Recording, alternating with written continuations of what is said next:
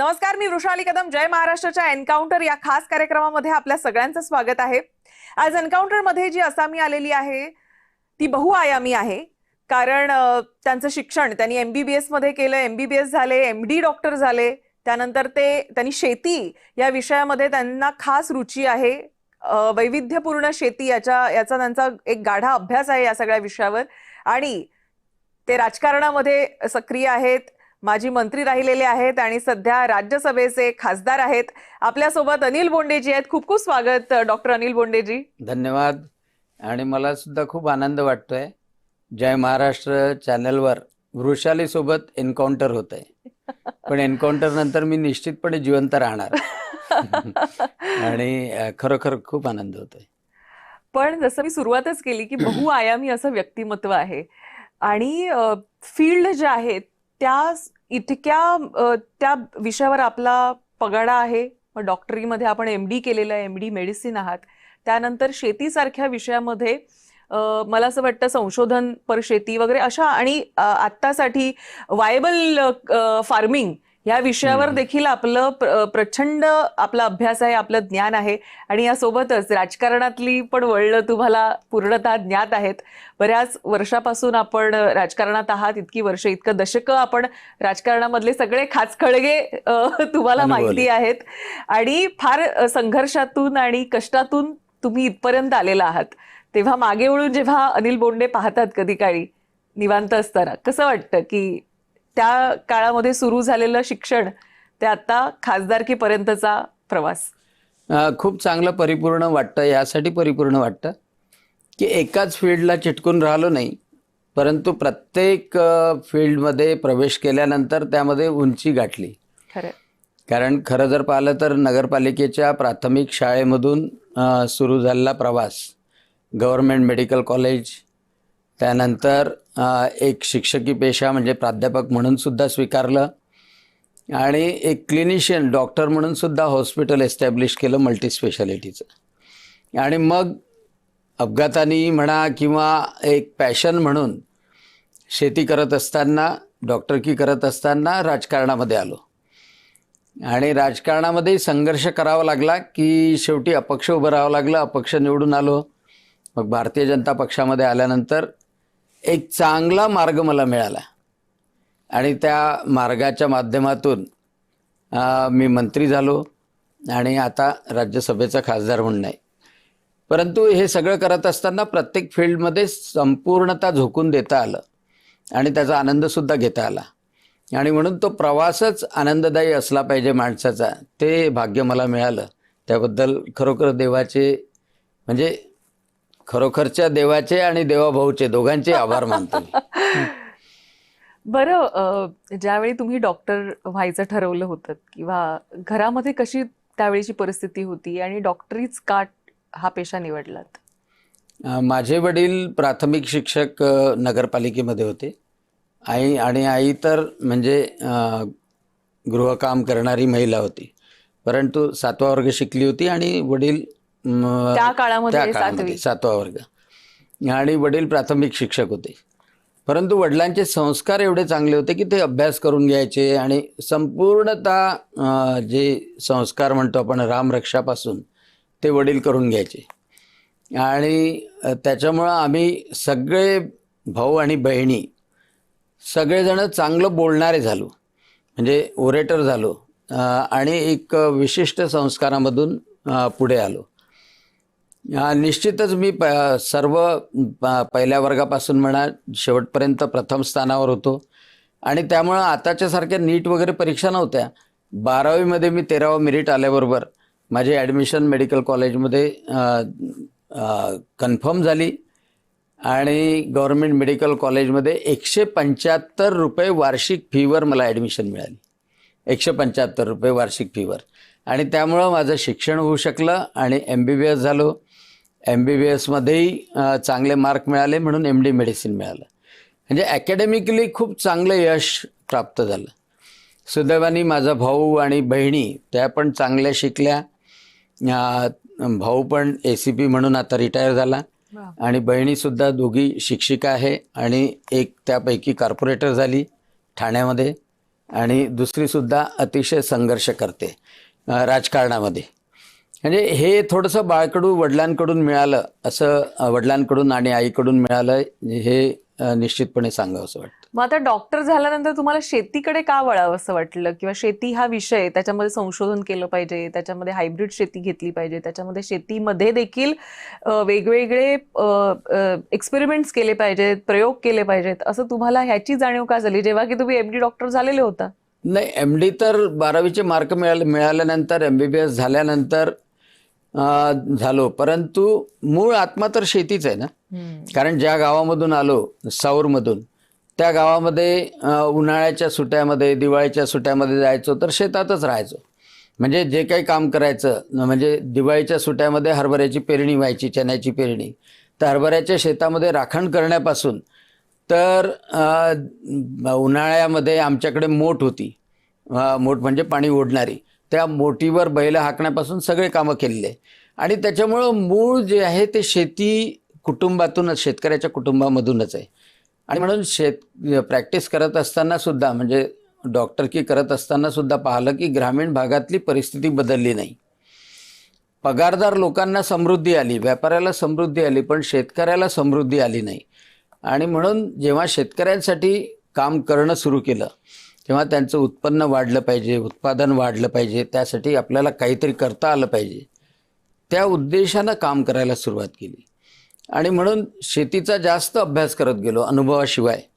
आणि म्हणून आज जाणवतं की अजून नवीन नवीन प्रयोग निश्चितपणे केले पाहिजे आणि शेतकऱ्याच्या खिशात पैसे गेले पाहिजे, यासाठी निश्चितपणे जे प्रयत्न होतात आहे त्याला पाठबळ मिळालं पाहिजे.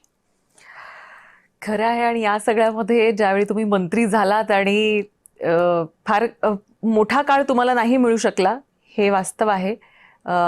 मात्र पुन्हा एकदा शेती या विषयावर तुम्ही कृषी राज्यमंत्री म्हणून जेव्हा काम कृषी केलं, मंत्री म्हणून, कॅबिनेट मंत्री म्हणून, हा, तर तो एक अनुभव कसा होता? म्हणजे आतापर्यंतचं असलेलं पॅशन हे तुम्हाला कुठेतरी पूर्णत्वास मंत्री या स्वरूपात तिथं काम करता आलं त्या खात्यामध्ये? 2014 पासून जेव्हा आमदार झालो तेव्हा राज्यपालाच्या अभिभाषणावर बोलण्याची संधी मला सातत्यानं मिळाली. आणि माननीय तेव्हाचे मुख्यमंत्री, आताचे मुख्यमंत्री देवेंद्रजी फडणवीस यांनी माझं कृषी विषयातलं म्हणजे ज्ञान म्हणा किंवा रस पाहून मला कृषी मंत्री पद दिलं.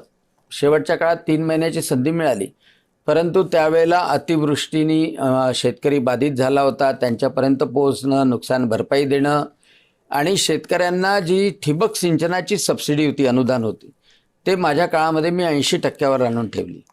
पोखरामध्ये सुद्धा 80% सर्व गोष्टीची अनुदान हे करण्याचा निर्णय माझ्या काळामध्ये झाला. वेळ निश्चितच कमी मिळाला आणि पुढच्या काळामध्ये सरकार पण बदललं, धोरणं बदलले, म्हणजे महाराष्ट्र सरकार. परंतु आता एक गोष्ट मात्र प्रामुख्यानं लक्षात आली की 2014 पासनं शेतकऱ्यांकडे पाहण्याचा सरकारचा दृष्टिकोन बदलला, विशेषतः प्रधानमंत्री नरेंद्रजी मोदी यांचा. कारण अगोदरच्या काळामध्ये शेतकऱ्याला सांगितलं जायचं की उत्पादन वाढव, पण पहिले प्रधानमंत्री नरेंद्रजी मोदी आहे की त्यांनी शेतकऱ्याच्या उत्पन्नाचा विचार केला आणि स्वामीनाथन आयोगाप्रमाणे उत्पन्न वाढवण्याकरता हमीभाव उत्पादन खर्चाच्या 1.5 पट देण्याचं सातत्यानं सुरू ठेवलं आणि सातत्यानं हमीभाव वाढतोय. त्याचा परिणाम निश्चितपणे चांगला होतोय शेतकऱ्यांप्रती. बरं, आता राज्यसभेमध्ये तुम्ही काम करताय, तर राज्यसभा खासदार होण्याचा हा अनुभव कसा आहे? आणि ज्यावेळी तुमचं नाव डिक्लेअर झालेलं, वाटलेलं आपण राज्यसभेवर जाऊ? नाही, खूप चांगला अनुभव आहे.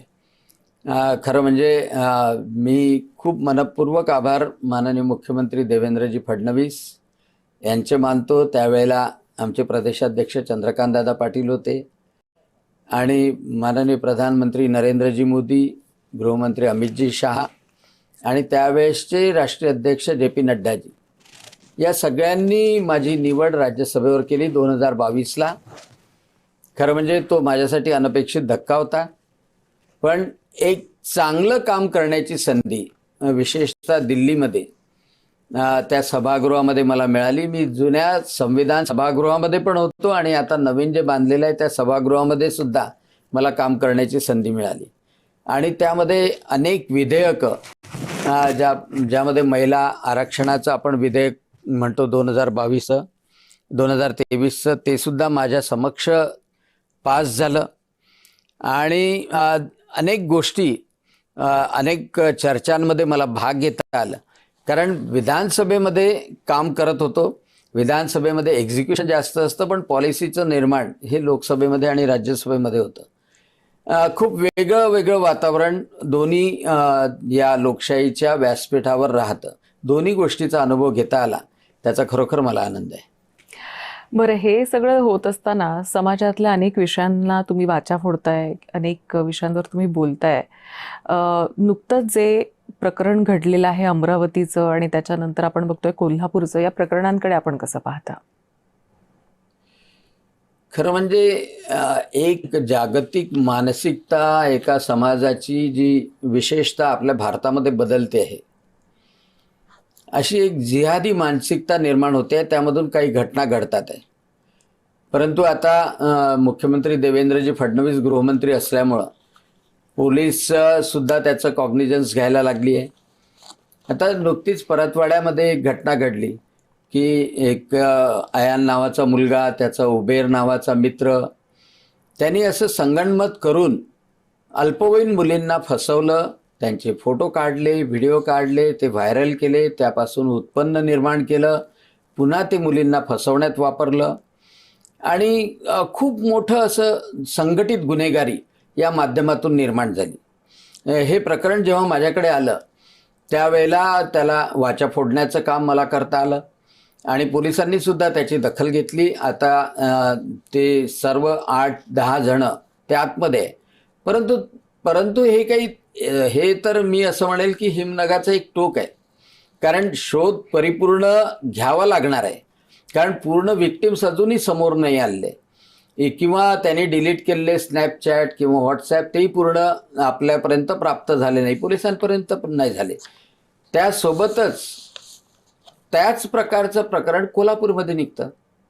म्हणजे एकच जर मोडस ऑपरेंडी असेल तर त्याचा अर्थ की या सर्वांना शिक्षण देणारा कोणीतरी एक आहे, की अशा प्रकारे व्हिडिओ काढा, अशा प्रकारे फोटो काढा, त्याच कोचिंग क्लासेसच्या माध्यमातून मुलींना कन्व्हिन्स करा, मुलींना फसवा. तिसरं प्रकरण अमरावतीमध्ये चायनीज गाडीच्या माध्यमातून, जे चायनीजच्या स्टॉलवर काम करतात त्या माध्यमातून स्वतःची आयडेंटिटी हिंदू दाखवून महिलेला फसवलं. म्हणजे असं जे प्रकरण सुरू आहे, एक संघटितपणे हिंदू मुलींना फसवण्याचा प्रकार केला जातो. मग त्याच्यानंतर त्यांना ब्लॅकमेल केलं जातं, त्यांचं जीवन नरकासारखं होतं. पण हे संघटितपणे केलं जातं, ते मोठं वाईट आहे. आणि म्हणून ते उघडकीस आणण्यासाठी सर्वदूर प्रयत्न करणं अतिशय आवश्यक आहे. त्यांना शिक्षा देणं अतिशय आवश्यक आहे.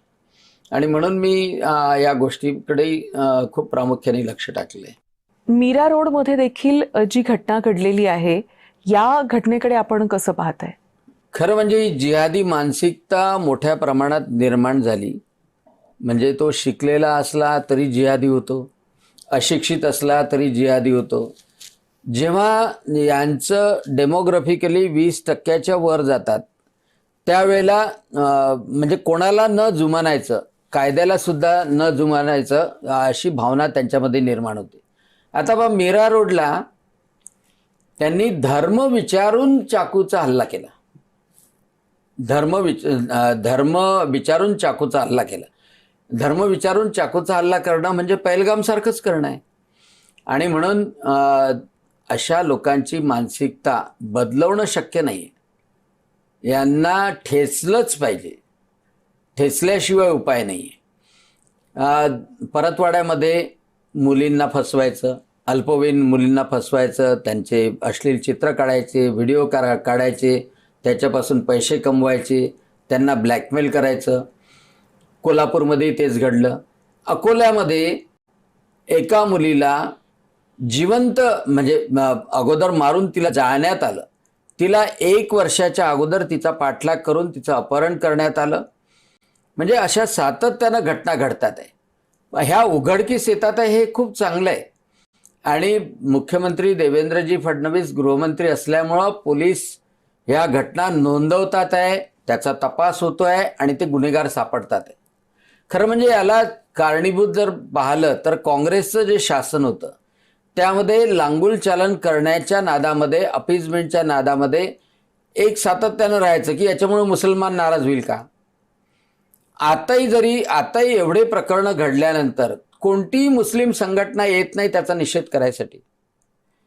कोणती काँग्रेसची आमदार, खासदार, माजी नेता कधी समोर येत नाही की या गोष्टीचा निषेध केला पाहिजे.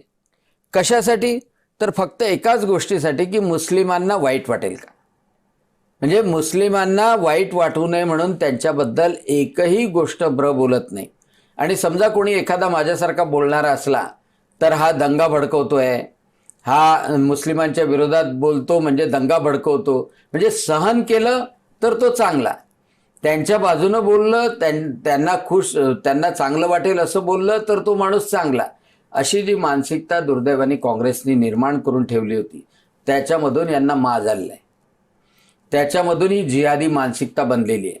आणि यांच्या मदरशामध्ये जे लहानपणापासून मदरशामध्ये जातात, मदरशामध्ये विशेषतः हे शिकवलं जातं. म्हणून मदरशामध्ये काय शिकवलं जातं याचं सुद्धा मॉनिटरिंग केलं गेलं पाहिजे. कारण मदरशामध्ये जर जिहादी मानसिकता निर्माण होत असेल तर हे मदरसेच बंद केले पाहिजे. आणि म्हणून तो कितीही मोठा इंजिनियर झाला असला तरी, डॉक्टर झाला असला तरी, प्रायमरीतल्या मदरशामध्ये जर तो शिकला असेल की जो मुस्लिम नाही तो काफिर आहे आणि तो जगण्यासाठी पात्र नाही, असं जर लहानपणी शिकला असेल तर तीच भावना त्याच्या मनामध्ये निर्माण होते.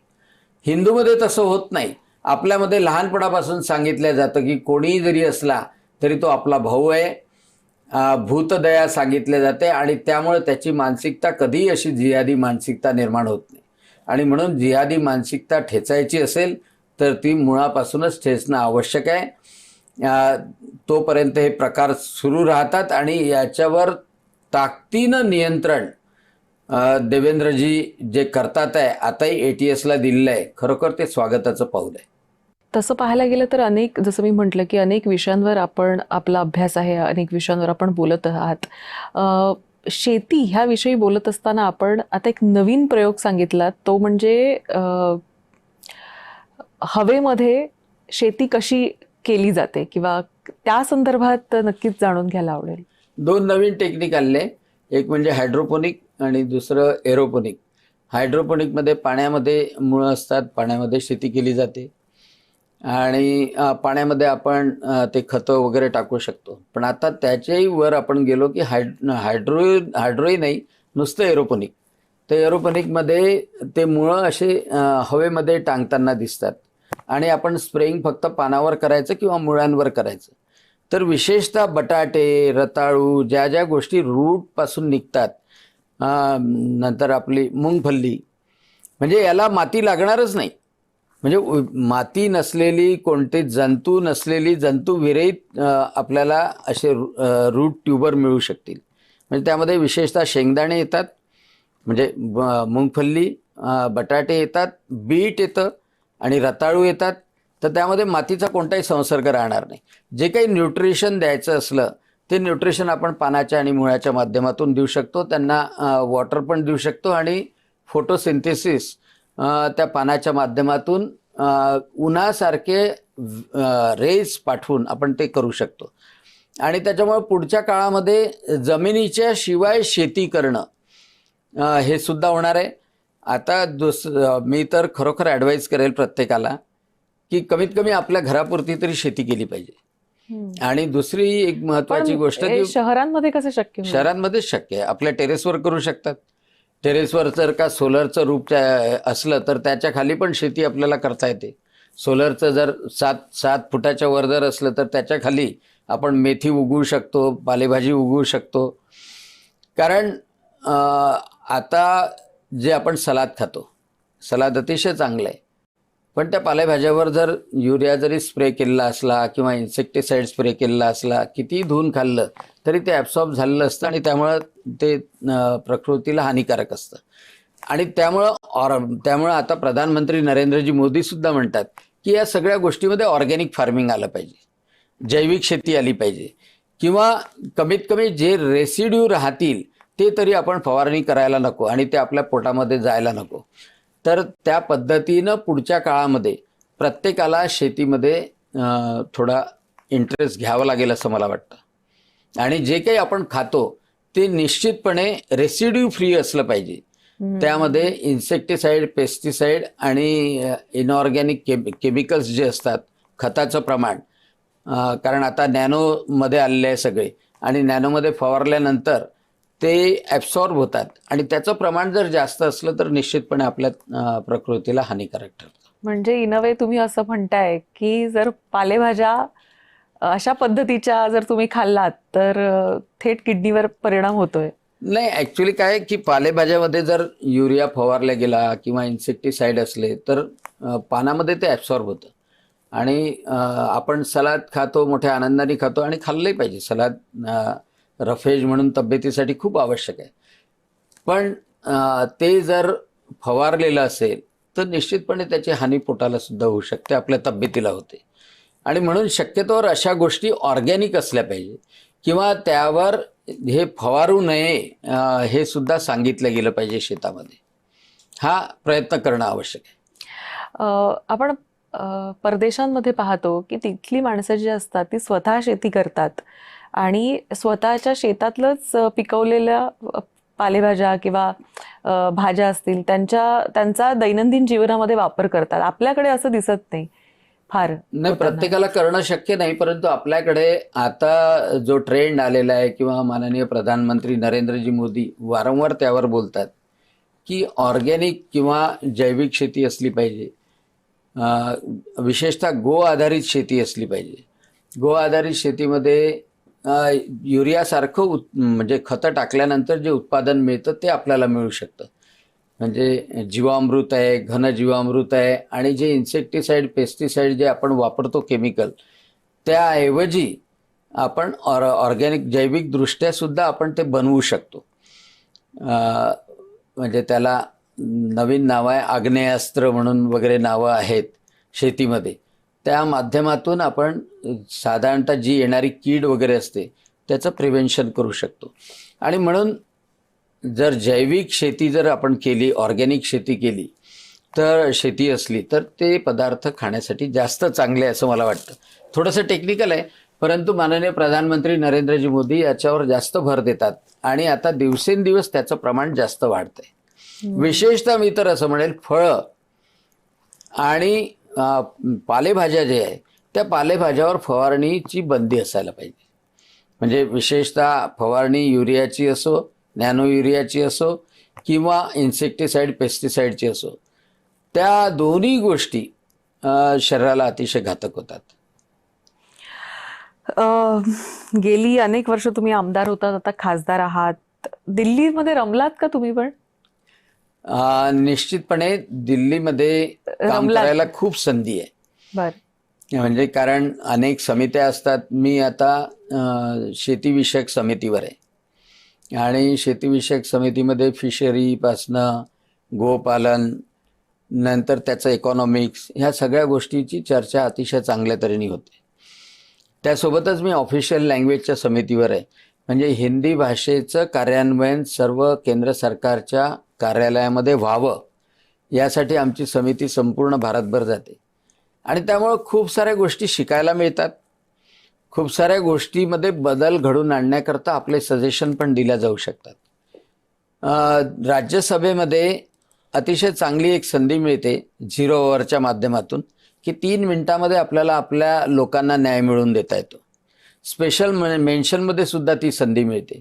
आणि अनेक वेळा जेव्हा आपण भाषण करतो, विशेषतः राष्ट्रपतीच्या अभिभाषणावर, त्यावर अनेक वेळा आपले प्रश्न आपण त्यामध्ये उघड करू शकतो आणि सरकारचं लक्ष वेधू शकतो. ती संधी खूप चांगल्या तऱ्हेने मिळते. एक गोष्ट फक्त लक्षात ठेवायची असते की राज्य सरकार एक्झिक्युशन करतं आणि पॉलिसी मेकिंग केंद्र सरकार करतं. म्हणून डायरेक्ट एक्झिक्युशनमध्ये फारसा इन्व्हॉल्वमेंट खासदाराचं राहत नाही, परंतु पूर्ण देशाच्या पॉलिसी निर्माण करण्यामध्ये निश्चितपणे खासदाराचा मोठा रोल असतो. आता एक महत्वाचा निर्णय होता राहिला, याकडे आपण कसं पाहता? नाही, खूप महत्त्वाचा निर्णय होता. खरं म्हणजे काँग्रेसला हे समजलंच नाही, कारण 2023 मध्ये जेव्हा महिला आरक्षणाचं विधेयक पास झालं, त्यामध्ये स्पष्ट होतं की येणाऱ्या डिलिमिटेशन नंतर हे विधेयक अंमलात आणलं जाईल. आणि डिलिमिटेशन करायचं तर जनगणना झाली पाहिजे. जनगणना कोविडमुळे झाली नाही. जनगणना व्हायला अजूनही 2027 उजाडेल. आणि म्हणून प्रधानमंत्री आणि जनगणनेमध्ये दुसरी एक डिस्क्रिपन्सी होण्याची शक्यता आहे की दक्षिणेमधल्या राज्यामध्ये लोकसंख्या वाढीचं प्रमाण कमी असल्यामुळे आणि उत्तरेमधल्या राज्यामधले लोकसंख्येचं प्रमाण जास्त असल्यामुळे उत्तरेमधल्या राज्याच्या सीट्स वाढतील, दक्षिणेमधल्या राज्याच्या कमी होतील. म्हणजे ही असमतोल निर्माण होण्याची शक्यता होती. आणि म्हणून प्रधानमंत्री नरेंद्रजी मोदी यांनी विचार केला की 2011ची जनगणना बेस मानायची आणि साधारणतः प्रत्येक राज्यामध्ये आता ज्या जागा आहेत त्याच्या 1.5 पट जागा त्या राज्याला करायच्या. म्हणजे आपल्या महाराष्ट्रामध्ये सध्या 48 जागा आहे, 24 त्यामध्ये वाढतील, 72 होतील. उत्तर प्रदेशामध्ये 80 आहे तर त्याच्या 120 होतील. तामिळनाडूमध्ये 30 आहे तर त्याच्या 45 होतील. आणि त्याच्यामुळं कोणताही असमतोल निर्माण होणार नाही. ही सर्वात मोठी संधी होती की महिलांना आरक्षण मिळालं असतं. आणि जी वाढती लोकसंख्या आहे, आता जेव्हा आपल्याला स्वातंत्र्य मिळालं तेव्हा 37 कोटी आपण होतो आणि आज आपण 140 कोटी आहे. 1971 मध्ये जी लोकसंख्या होती त्यापेक्षा आपण डबल झालेलो आहे. परंतु तेवढेच खासदार राहिले आणि त्याच्यामुळं लोकप्रतिनिधीला संपर्क करणं, लोकांचे प्रश्न सोडवणं, त्यांच्या समस्या मांडणं हे कठीण जातं. आणि म्हणून 1.5 पट खासदारांची संख्या वाढणं डिलिमिटेशनमध्ये आवश्यक आहे. आणि तेही कोणत्या राज्यावर अन्याय न करता आणि त्यामध्ये 1/3 महिलांना सामावून घेणं. म्हणजे ह्या सगळ्या गोष्टी एका विधेयकामध्ये ज्या होत्या ते हाणून पाडण्याचं पाप काँग्रेसने केलेलं आहे. आणि त्याच्यामुळं त्यांना हे निश्चितपणे भोगावं लागेल की एवढ्या 272 महिला खासदार ज्या येणार होत्या लोकसभेमध्ये त्यांना अडवण्याचं काम काँग्रेसने केलेलं आहे. आणि त्यामुळं हे विधेयक पाडलं, त्याचा जल्लोषसुद्धा काँग्रेस करू शकली नाही, कुठेही पाहिलं नाही. कारण एखादं विधेयक जर पाडलं गेलं, काँग्रेसचा विजय झाला तर त्यांनी फटाके फोडायला पाहिजे होते, त्यांनी आनंद व्यक्त करायला पाहिजे होता.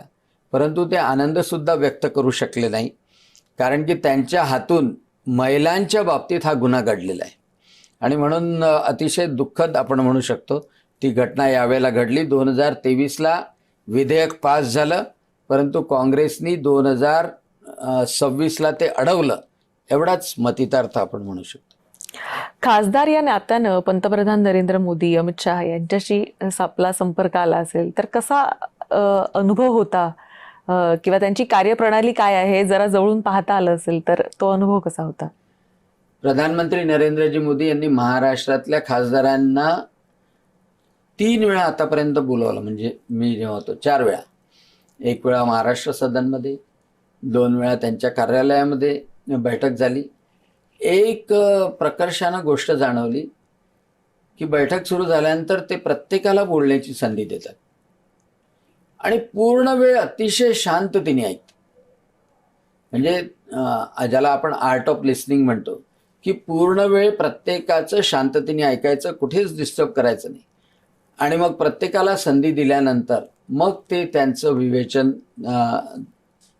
त्यांचं बोलणं सांगतात.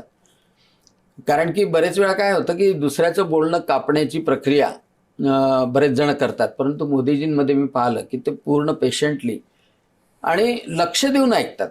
म्हणजे कोणाला निग्लेक्ट केलं असं कधीच होत नाही. तो मला अतिशय चांगला गुण आवडला. कारण तो शिकण्यासारखा आहे आम्हाला. कारण आमच्याकडे कोणी जर एखादा सांगायला आला तर बरेच वेळा आपण मोबाईल पाहत असतो किंवा बरेच वेळा लिहित असतो आणि त्याला असं वाटतं की आपलं ऐकतो आहे की नाही ऐकत आहे. पण मोदीजी प्रत्येक वेळेला नजरेत नजर टाकून त्याच्याकडे पाहत असतात आणि प्रत्येक गोष्ट ऐकत असतात. तर ते शिकण्यासारखं मला खूप वाटलं. खरं तर खासदारांची जबाबदारी काय किंवा खासदारांची कर्तव्य काय याच्या बाबतीत जनतेमध्ये जरा माहिती थोडीशी कमी असते.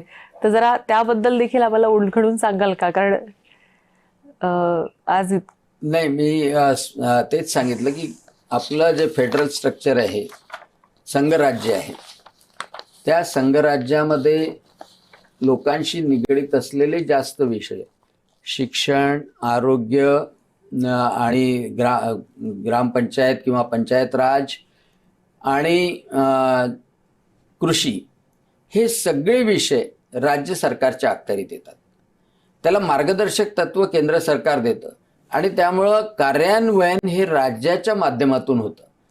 जे केंद्र सरकार निधी देतं ते सुद्धा राज्याच्या माध्यमातून देतं. केंद्राकडे विषय परराष्ट्र खातं, रेल्वे खातं किंवा संरक्षण हे प्रामुख्याने जे विषय असतात जे राज्याकडे राहत नाही.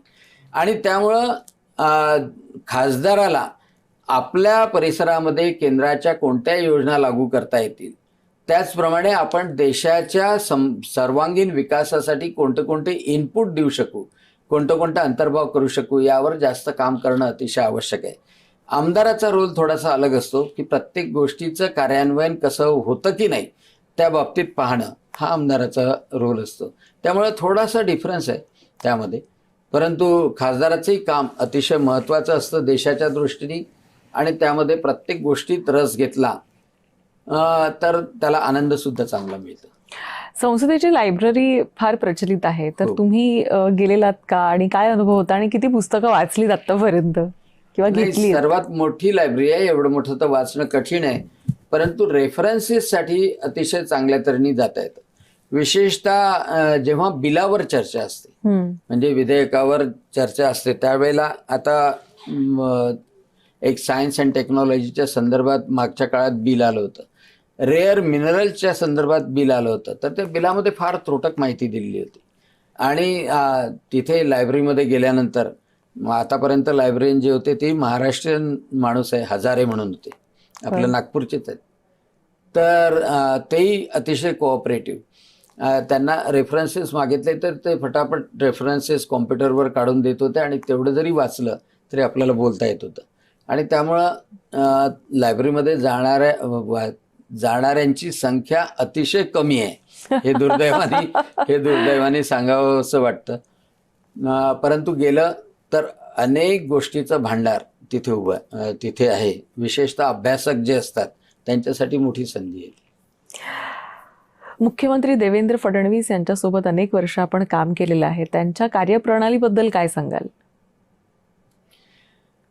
2014 ते 2019 मध्ये भारतीय जनता पक्षाचा सदस्य म्हणून आणि 2009 ते 2014 मी अपक्ष होतो, परंतु विरोधी पक्षनेता म्हणून देवेंद्रजी फडणवीस होते. विरोधी पक्षनेता एकनाथजी खडसे होते, परंतु देवेंद्रजी फडणवीस प्रत्येक बाबीवर बोलायचे. अतिशय अभ्यासू व्यक्तिमत्व आणि आता तर सर्व गोष्टीची जाण असलेलं, महाराष्ट्रातलं राजकारण असो, देशाचं राजकारण असो, आणि त्याच्यामुळं देशाच्यासाठी अतिशय महत्त्वाचा माणूस आहे. नुसतं राज्यासाठी नाही, देशासाठी अतिशय महत्त्वाचा माणूस आहे अशी भावना माझ्या मनात आहे. आणि त्यामुळं त्यांचं भविष्य खूप मोठं आहे आणि भारताला एक मोठा ॲसेट आपण असं म्हणू शकतो देवेंद्रजीच्या रूपात पाहणं आवश्यक आहे. त्यांच्या कार्यप्रणालीबद्दल काय सांगाल? तुम्ही त्यांच्या सोबत काम केलेलं आहे, तर अशी कुठली गोष्ट भावते तुम्हाला त्यांची किंवा आत्मसात करावीशी वाटते? म्हणजे ताबडतोब आकलन होतं आणि निर्णय क्षमता खूप वेगवान आहे. म्हणजे ताबडतोब ते समजून घेतात की नाही असं असं आहे. आपल्याला जास्त एक्सप्लेन करायची गरजही राहत नाही तेवढ्या वेळामध्ये, आणि तेही पण शांतपणे ऐकून घेतात. जेवढा वेळ ऐकायचं आहे, म्हणजे जेवढा वेळ आपण सांगतो तेवढा वेळ ऐकून घेतात. ताबडतोब त्या कागदावर त्यांचे रिमार्कसुद्धा निर्णयाच्या स्वरूपात येतात आणि ज्या माणसाशी बोलायचं आहे ते ताबडतोब सांगतात की राजूरकर किंवा शशांक असेल, राजूरकर असतील किंवा त्यांचे PS असेल, त्यांना सांगतील ताबडतोब यांच्याशी संपर्क करा. म्हणजे निर्णय तेव्हाच्या तेव्हा मिळतो. पण समजा जर त्यांना ते आवडलेलं नसेल तर ते फक्त स्माईल देतात. स्माईल दिला म्हणजे समजायचं की आपण थांबायचं आहे. खूप चांगलं स्माईल देतात जर त्यांना आवडलं नाही तर. आवडलं नाही किंवा पटलं नाही तर. अच्छा, तर ये हसी के पीछे का राज आज तुम्ही सांगितलेलं आहे. विदर्भाकडे वळूया. मुख्यमंत्री फडणवीस तिथं वेगवेगळे उद्योग घेऊन येत आहेत, हो.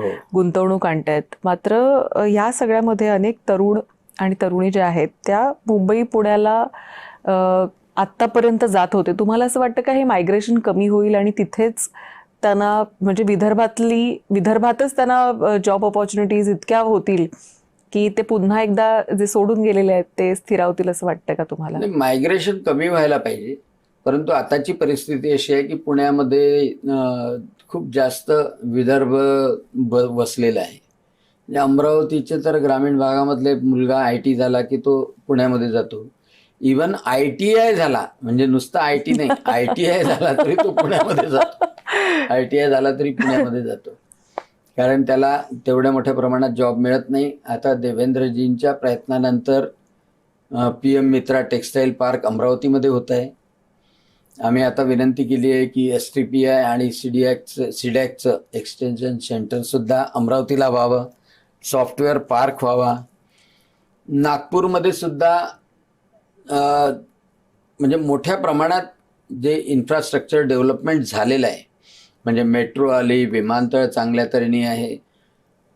त्याच प्रमाणात उद्योगालाही चालना देण्याचं काम निश्चितपणे मिहानमध्ये सुरू आहे. परंतु जी ग्रोथ पुण्यामध्ये किंवा पश्चिम महाराष्ट्रामध्ये अगोदरच्या काळामध्ये होऊन गेली, त्या कॉम्पिटिशनमध्ये अजूनही पाठीमागे आहोत. इवन आता वाढवण बंदर तिथे राहील, परंतु त्याच वेळेला वाढवण बंदराच्या सोबत गडचिरोलीमध्ये स्टील इंडस्ट्री येते. म्हणजे आता विदर्भाचा विचार होतोय उद्योगाकरता, अगोदर बिलकुल होत नव्हता. आणि त्यामुळं काही प्रमाणात मायग्रेशन कमी होईल, परंतु सध्याच्या परिस्थितीत अजूनही आम्हाला पुण्या मुंबईतल्या जॉब्सवर अवलंबून राहणं आवश्यक आहे. जिथे मी तर मुलांना हेच म्हणेल की जिथे अपॉर्च्युनिटी चांगली असेल तिथे गेलं पाहिजे, आणि त्याच्याशिवाय उपायही नाही. परंतु सॉफ्टवेअर टेक्नॉलॉजी आता अनेक मुलं तर अशी आहे की वर्क फ्रॉम होम अमरावतीवरून करतात आहे. वर्क फ्रॉम होममुळे खूप चांगलं झालं. म्हणजे मायग्रेशन थांबवण्यासाठी मी तर असं म्हणेल की वर्क फ्रॉम होम हे आमच्यासाठी वरदान आहे, आणि त्यामुळं अनेक मुलं गावामध्ये राहून सुद्धा काम करतात आहे. पण अजून जास्त डेव्हलपमेंट निश्चितपणे व्हायला पाहिजे, त्याची स्पीड वाढायला पाहिजे. आम्ही त्यासाठी मुख्यमंत्री देवेंद्रजी फडणवीस यांच्या पाठीमागे आग्रही असतो, आणि ते स्वतः सुद्धा करतात त्या दृष्टीने. आता समृद्धी महामार्ग झालेला आहे, गडचिरोलीपर्यंत घेऊन जाणार आहेत. शक्तीपीठ महामार्ग होतोय. विदर्भाला आणखीन असे कुठले प्रकल्प आहेत की जे आले तर विदर्भाचं वैभव अधिक वाढेल असं वाटतं? नाही, या दोन गोष्टी तर गेम चेंजर आहे. एक शक्तीपीठ मार्ग आणि समृद्धी महामार्गाच्या मुळं विशेषतः शेतकऱ्यांसाठी, म्हणजे आम्हाला नवी मुंबईला संत्र पाठवणं किंवा भाज्या पाठवणं, फळं पाठवणं हे शक्य नव्हतं. परंतु आता यामुळं स्पीड वाढलेली आहे आणि जो ट्रॅव्हल टाईम आहे तो कमी झालेला आहे. त्याचाच परिणाम हाही आहे की पुण्याला, मुंबईला आमची मुलं लवकरात लवकर पोहोचू शकतात. आता एअरपोर्टसुद्धा अमरावतीला सुरू झालं आहे. नागपूरच्या एअरपोर्टचं इन्फ्रास्ट्रक्चर वाढलेलं आहे. फक्त आता सॉफ्टवेअर इंडस्ट्री, AIची इंडस्ट्री आणि फूड प्रोसेसिंग इंडस्ट्री जर ही मोठ्या प्रमाणात विदर्भामध्ये आली, ज्यासाठी देवेंद्रजी सुद्धा प्रयत्नशील आहे. आता पहा, 7 PM मित्रा पार्क होते टेक्सटाईलचे, त्यापैकी एक प्रामुख्याने अमरावतीला मिळाला. परंतु त्याच्यानंतर जागतिक सिनेरिओ असा झाला युद्धामुळे वगैरे की टेक्सटाईलचा बूम थोडा कमी झाला. परंतु पुढच्या काळामध्ये निश्चितपणे टेक्सटाईल इंडस्ट्री संपूर्णतः सुरत सारखी अमरावतीला होईल, आणि त्यामध्ये जॉब ऑपॉर्च्युनिटी खूप चांगली मिळेल मुलांना. आणि त्यामुळं मला असं वाटतं शिक्षणामध्ये आम्ही कुठे कमी नाही, स्किलमध्ये आम्ही कुठे कमी नाही. अपॉर्च्युनिटीज जास्त आम्हाला प्राप्त होतील, आणि त्या देवेंद्रजीच्या माध्यमातून निश्चितपणे अपेक्षा आहे आणि त्या पूर्ण होतील. वैनगंगा पैनगंगा हा जो प्रोजेक्ट आहे तो आता कुठपर्यंत आलाय, त्याचं काय स्टेटस आहे, आणि याबद्दल नक्कीच विस्ताराने ऐकायला आवडेल. आता DPR लेवलपर्यंत पोहोचलेलो आहे. आणि कसं की नागपूर डिव्हिजन जे होतं, वैनगंगेचं खोरं हे 20% पाण्याने अधिक्य आहे, आणि इकडचं पैनगंगेचं खोरं जे आहे ते त्याचं पाण्याचं प्रमाण कमी आहे 20%.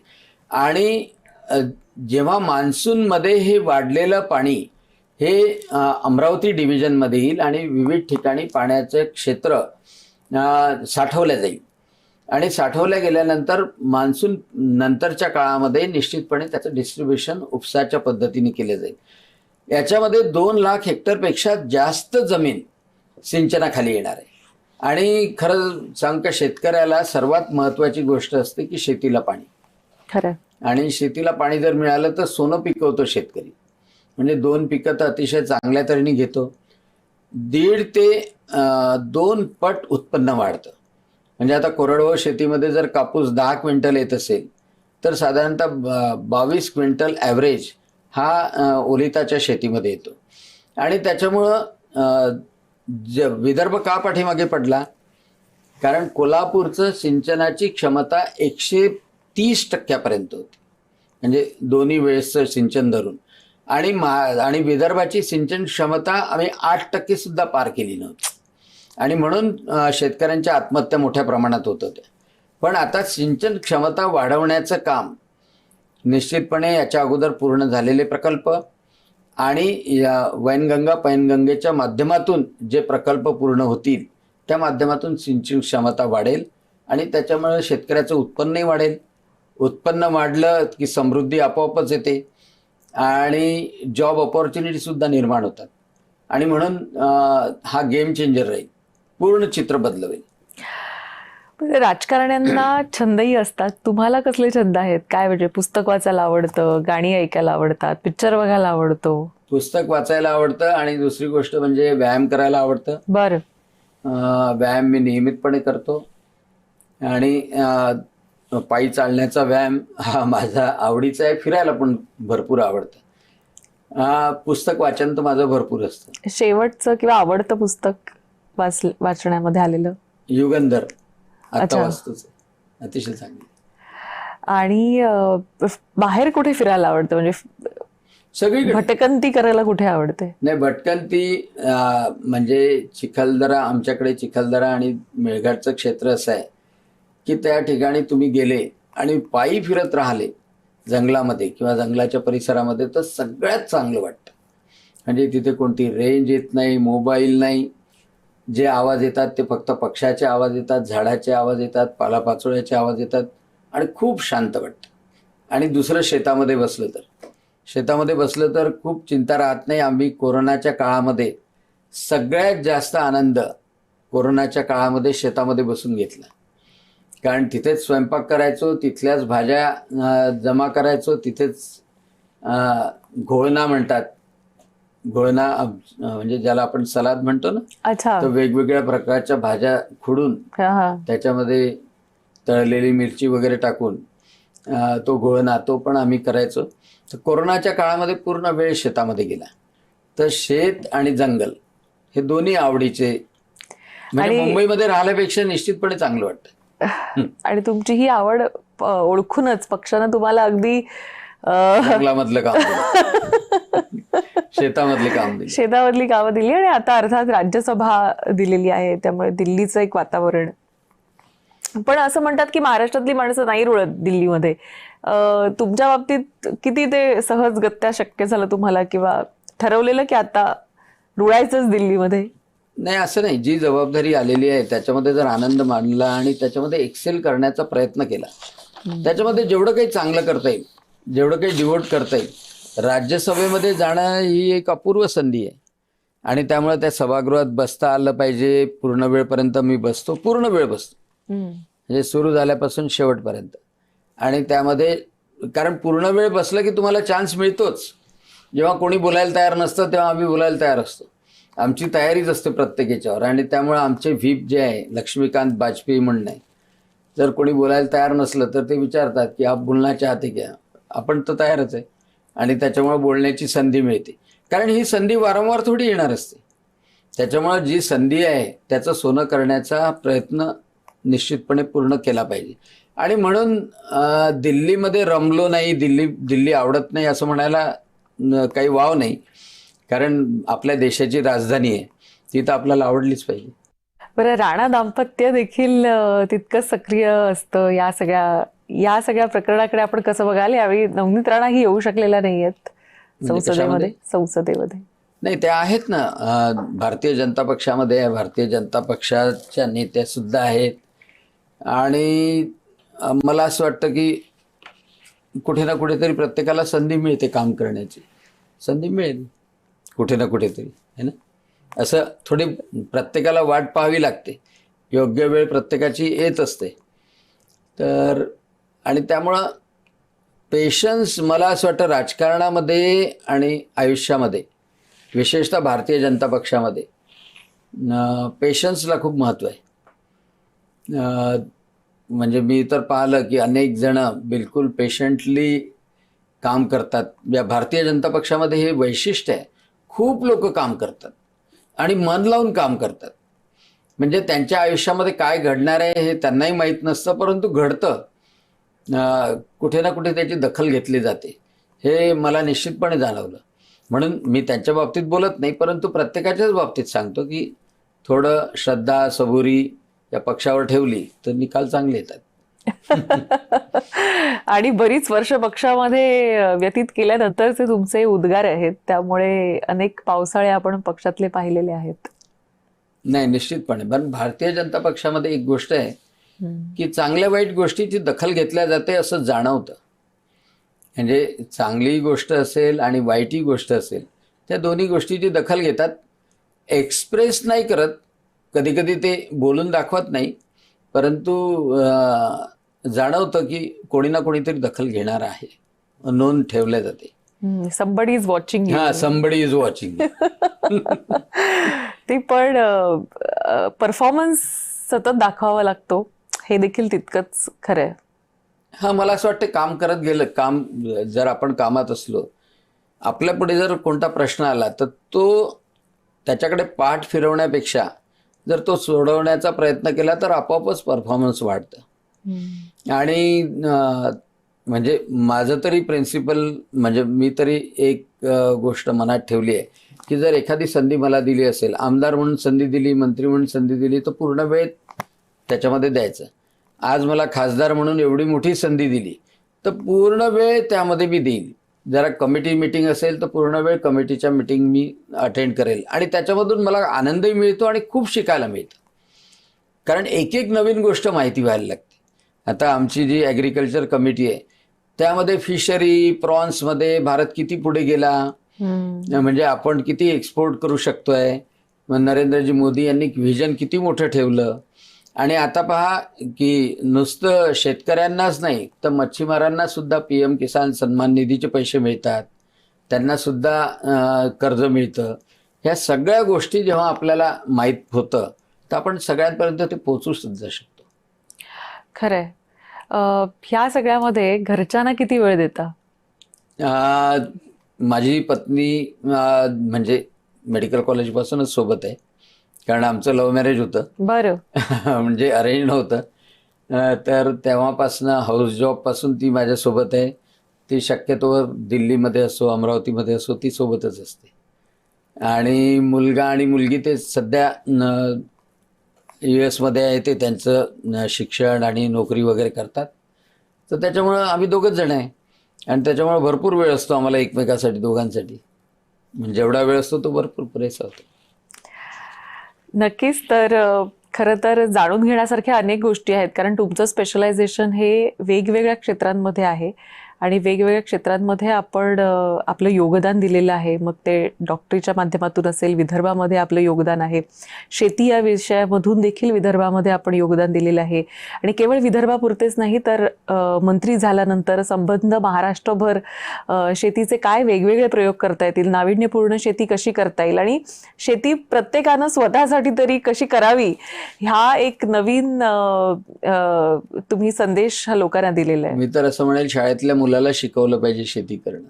बरं. कारण प्रत्येकाला शेती करणं शिकवलं पाहिजे, म्हणजे जे आपण जेवण करतो त्याची किंमत पण कळेल. खरं. कारण मातीमध्ये तो गेला पाहिजे. म्हणजे कमीत कमी 1 वर्ष तरी शिकवलं पाहिजे. असा अभ्यासक्रमच असला अभ्यासक्रमामध्ये शेती इन्क्लूड केली पाहिजे. म्हणजे खरं तर शेतीमध्ये एक्सपेरिमेंट किंवा सायन्स ह्याचा फार मोठा रोल असतो, खूपच मोठा. सर्व डिपार्टमेंट, बायोलॉजी, झूलॉजी, कीटकशास्त्र, सगळ्या गोष्टी शेतीमध्ये येतात. फिजिक्स पण येतं, केमिस्ट्री पण येते, सगळ्या गोष्टी येतात. फक्त शेतकऱ्याचा तर चांगले दिवस कधी येणार, सुगीचे दिवस कधी येणार, हाच एक विषय या निमित्तानं कायम हा, उपस्थित राहत निश्चितपणे असतो. आहेच. पण आपला हा जो आलेख आहे, आम्ही तुम्हाला पाहिलेला आहे प्रवक्ता म्हणून, त्यानंतर आम्ही तुम्हाला पाहिलं बीजेपीच्या प्रवक्ते पदापासून ते कृषी मंत्र्यापर्यंत, आणि आता आम्ही तुम्हाला राज्यसभा खासदार म्हणून पाहतोय. येत्या काळामध्ये असा हा तुमचा जो आलेख आहे असाच वाढत राहावा. आणि आज तुम्ही इथं आलात, आम्हाला वेळ दिलात, त्याबद्दल आपल्याला अनेक धन्यवाद. पुढच्या वाटचालीसाठी अनेक शुभेच्छा. खूप खूप धन्यवाद. तुमच्यासोबत एन्काउंटरमध्ये येणं हे खरोखर भाग्याचं लक्षण आहे, कारण तुमचा रीच पण खूप चांगला आहे जय महाराष्ट्राचा.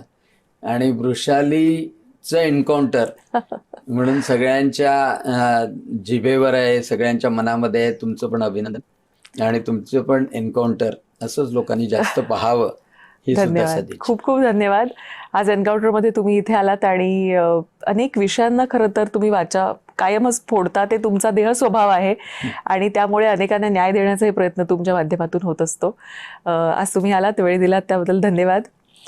एन्काउंटरमध्ये आता वेळ झालेली इथेच थांबायची, पण तुम्ही कुठेही जाऊ नका. पाहत राहा फक्त जय महाराष्ट्र.